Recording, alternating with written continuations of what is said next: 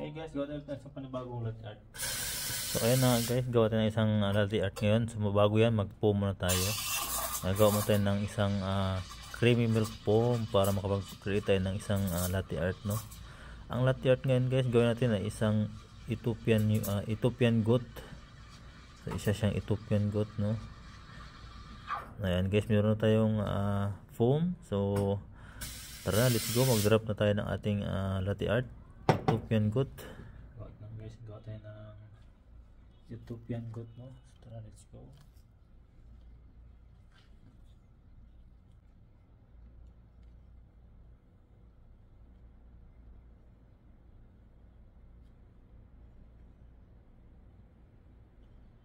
Malinis na siya guys, saka mag-latte art.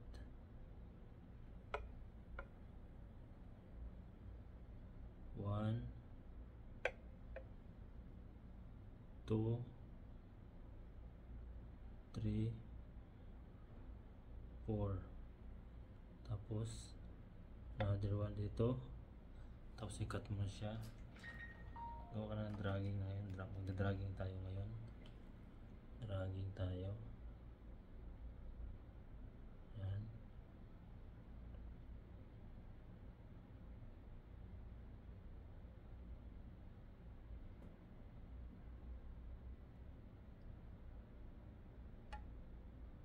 One, 2, 3. Yan. So ayan guys, yan ang ginagawa natin ngayon. Yan.